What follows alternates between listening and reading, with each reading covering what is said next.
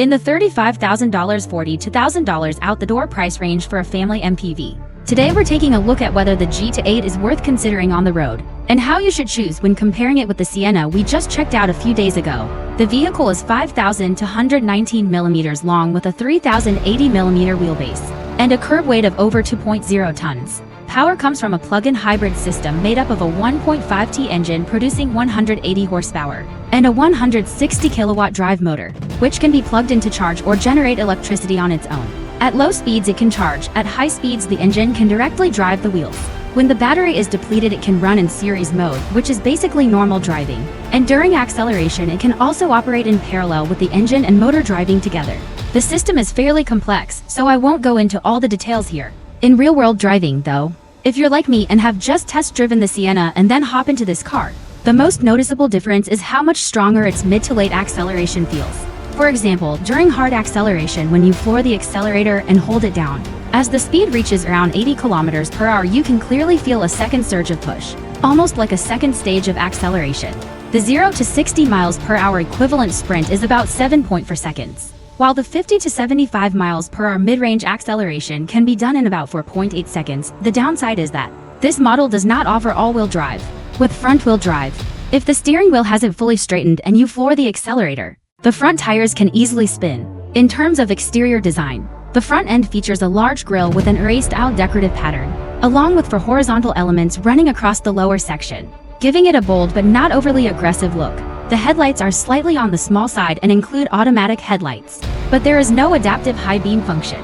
From the side, all trims come with these 18-inch two-tone wheels. Although the tires are a bit narrow at only 225 millimeters wide, the side mirrors are standard with heating and automatic folding when locking, while mid and high trims add blind spot monitoring. The traditional style door handles are simple and easy to use, and keyless entry is standard across the lineup. Mid and high trims also get dual power sliding doors.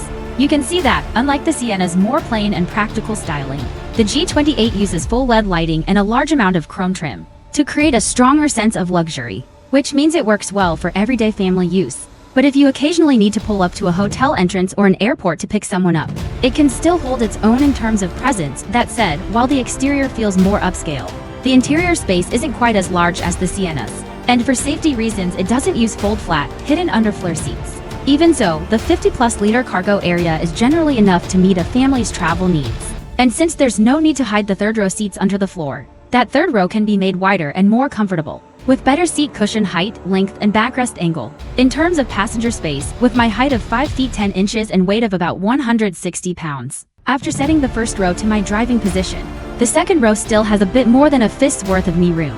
And when entering the third row there's about a fist of legroom left, which isn't huge but is completely usable. And the third row can accommodate adults around 5 feet 11 inches tall for long-distance travel. Back to the second row. The version shown in the video is the fully loaded trim with an out-the-door price of about $40. In addition to the second row captain's chairs, it's also equipped with 2 small auxiliary seats, and all kinds of storage boxes, cup holders, phone slots, and charging ports are provided, along with a ceiling-mounted TV screen. Up front, the steering wheel design is the same as the Buick GL8, while the screen layout behind it is different, using a simpler dual-screen setup. Overall responsiveness, display clarity, and feature richness are fairly basic, supporting standard 4G connectivity, Baidu online navigation, and CarPlay. The front cabin uses an open pass-through design between the left and right sides, without a large center console storage platform. But the advantage is that when parking in tight spaces, whether you park close to the left or the right, the driver can easily get in and out of the vehicle.